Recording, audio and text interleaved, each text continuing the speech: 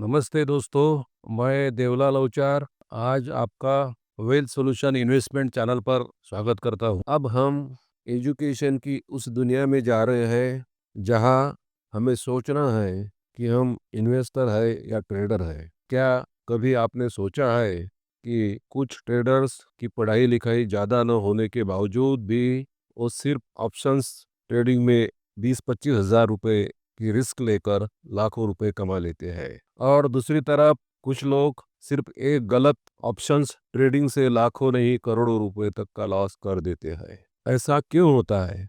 क्योंकि एक सफल ट्रेडर्स वो है जो समझते हैं ऑप्शंस की सही डायनामिक्स, सही स्ट्राइक प्राइस, सही एंट्री, सही एग्जिट और सही रिस्क मैनेजमेंट। इस वीडियो में मैं आपको आसान भाषा में समझाऊंगा कि ऑप्शंस क्या होते हैं, एक्सपायरी कैसे काम करती है और आपकी ट्रेडिंग को कैसे अफेक्ट करती है, लॉट साइज क्या होता है और क्यों यह कंसेप्ट बहुत महत्वपूर्ण है। हर टॉपिक के साथ मैं एक साधारण उदाहरण दूंगा और 2025 का लेटेस्ट एनएससी एक्सपायरी अपडेट्स और लेटेस्ट लॉट साइज भी बताऊंगा। तो चलिए शुरू करते हैं। What is options? सबसे पहले हम समझते हैं ऑप्शंस क्या है। ऑप्शंस एक ऐसा इंस्ट्रूमेंट है जो FII, DII, mutual fund, HNI और बड़े बड़े इन्वेस्टर या बैंक अपने पोर्टफोलियो को हेज करने हेतु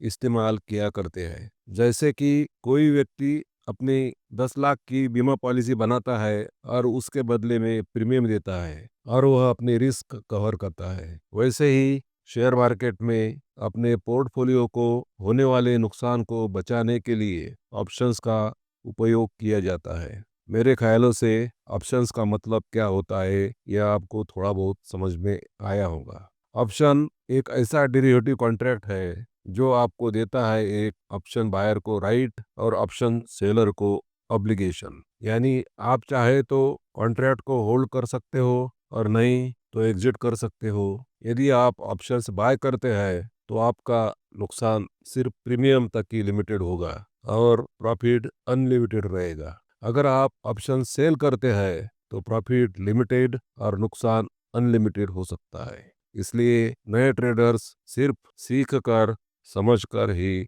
ऑप्शंस बाइंग या सेलिंग करें। ऑप्शंस दो प्रकार के होते हैं, एक है कॉल ऑप्शंस और दूसरा है पुट ऑप्शंस। कॉल ऑप्शंस मतलब जब ट्रेडर्स सोचते हैं कि कीमत ऊपर जाएगी तो कॉल बाय करते हैं, और पुट ऑप्शंस यानी जब ट्रेडर्स सोचते हैं कि कीमत नीचे जाएगी तो पुट ऑप्शंस बाय करते हैं। ये दोनों ऑप्शंस हमेशा एक दूसरे के विरुद्ध होते हैं, इसलिए यहाँ आप दोनों ऑप्शंस को बाय या सेल करके मार्केट के हिसाब से अपनी पोजीशंस बना सकते हैं। मतलब अगर मार्केट ऊपर जा रहा है तो आप कॉल बाय करके भी अपनी पोजीशन बना सकते हैं या फिर आप पुट सेल करके भी अपनी बाय की पोजीशंस बना सकते हैं। वैसे ही अगर मार्केट नीचे जा रही है तो आप पुट ऑप्शंस बाय करके भी अपनी पोजीशन बना सकते हो या फिर कॉल ऑप्शन को सेल करके भी अपनी सेल की पोजीशन बना सकते हो।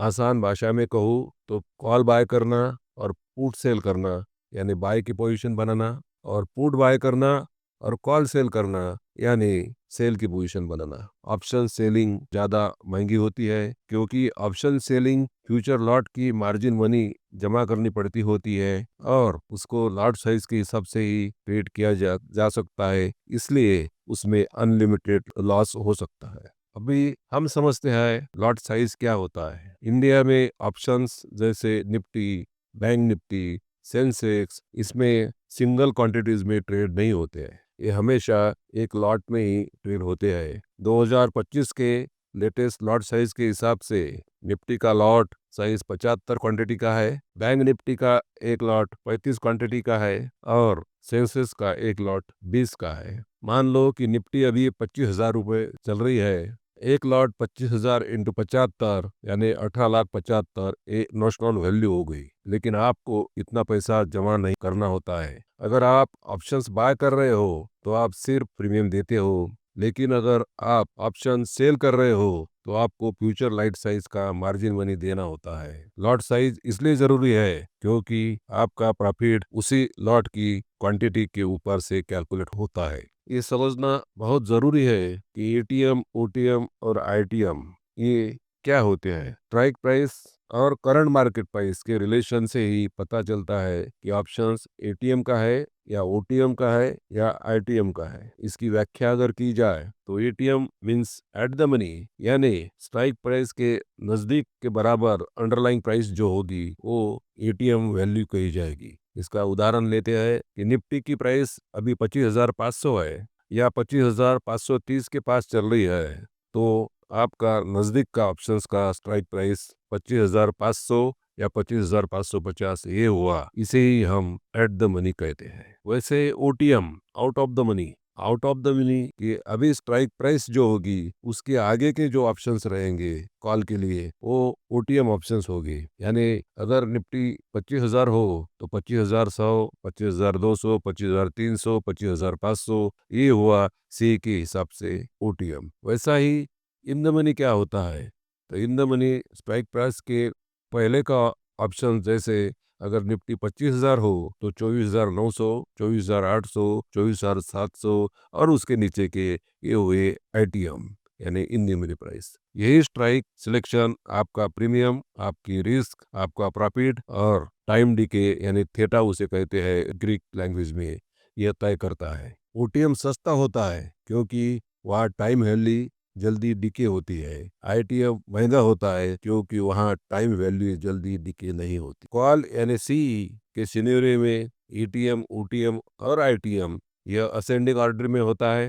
पुट के सिनेरियो में पी ऑप्शन से यह डिसेंडिंग ऑर्डर में होता है। मतलब अगर स्ट्राइक प्राइस 25,000 है तो पुट के सिनेरियो में ओटीएम 24,500 और आईटीएम यह 25,500 का होगा। अभी हम समझते हैं एक्सपायरी के लेटेस्ट अपडेट। एनएसई में 2025 में एक बड़ा चेंज किया गया है। 2025 में न्यू एक्सपायरी के रूल्स भी चेंज किए गए हैं। पहले वीकली एक्सपायरी थर्सडे को होती थी, अब निफ्टी की एक्सपायरी को शिफ्ट करके मंगलवार को कर दिया है। एक्सपायरी क्यों इम्पोर्टेंट होती है? एक्सपायरी करीब आते ही थीटा डिके हो जाता है और प्रीमियम भी जल्दी गिरता है। वोलेटिलिटी बढ़ जाती है, प्राइस स्विंग एबनॉर्मल हो सकते हैं, मार्जिन रिक्वायरमेंट्स बदलते हैं। इंट्राडे ट्रेडर्स को फास्ट रिएक्शंस की जरूरत होती है। और अगर इसका प्रैक्टिकल एग्जांपल देखा जाए तो मान लो आपने फ्राइडे को एक निफ्टी का वीकली कॉल बाय करते हो, लेकिन एक्सपायरी ट्यूसडे की है। बीच में सैटरडे और संडे मार्केट क्लोज